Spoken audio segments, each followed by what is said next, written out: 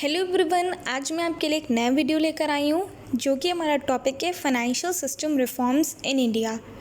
तो शुरू करने से पहले अगर आपने मेरा चैनल अभी तक सब्सक्राइब नहीं किया है तो सबसे पहले प्लीज़ सब्सक्राइब बटन पे क्लिक कीजिए और बेल आइकन दबाना मत भूलिएगा। जैसे ही मैं कोई नया वीडियो अपलोड करूँगी आपको सबसे पहले उसका नोटिफिकेशन मिल जाएगा। और प्लीज़ मेरा वीडियो एंड तक देखिएगा। अगर आपको अच्छा लगे तो प्लीज़ इसे लाइक एंड कमेंट ज़रूर करें। तो चलिए अब शुरू करते हैं हम वीडियो के साथ। Financial system reform in India.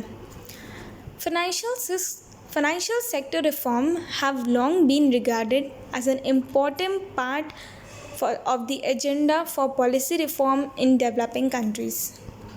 Traditionally, this was because they were expected to increase the efficiency of resource mobilization and allocation in the real economy, which in turn was expected to generate higher rates of growth.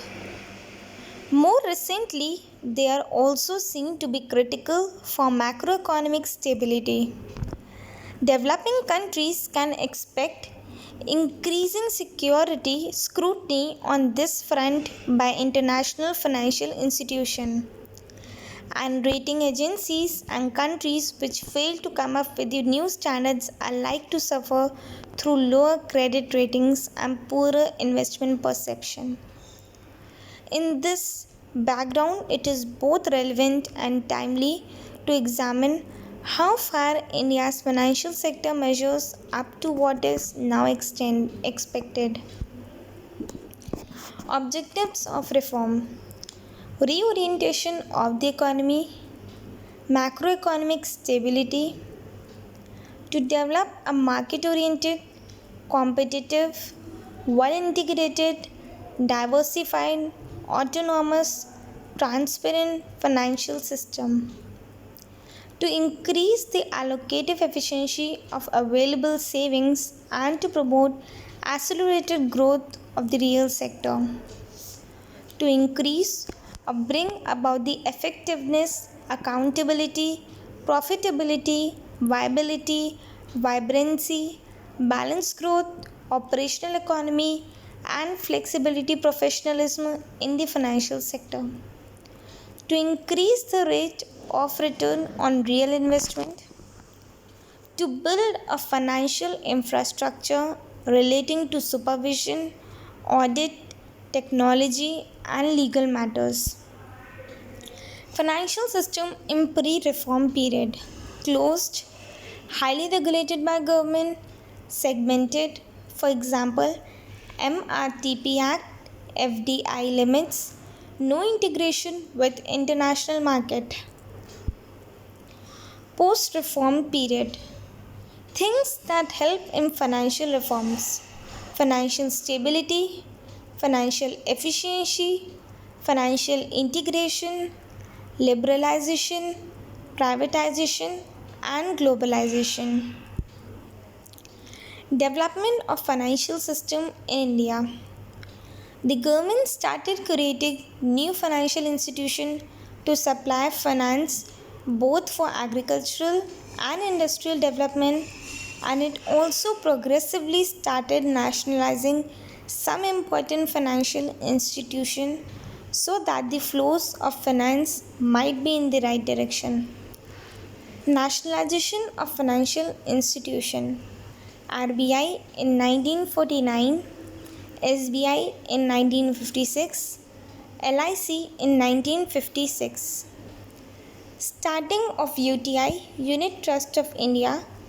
Unit Trust of India established in 1964. Unit Trust of India schemes approved by Security Exchange Board of India in 1994. Establishment of Development Bank IFCI 1948. ICICI 1955. Industrial Development Bank of India 1964 as a subsidiary of RBI. Small Industrial Development Bank of India 1982. Institutions for Financing Agriculture 1963. Agriculture Refinance and Development Corporation 1982 NABARD, National Bank for Agriculture and Rural Development. Institution for Foreign Trade, Exim Bank, January 1982. Institution for Housing Finance, National Housing Bank, 1982. Stock Holding Corporation of India, HSCIL, 1987 Limited.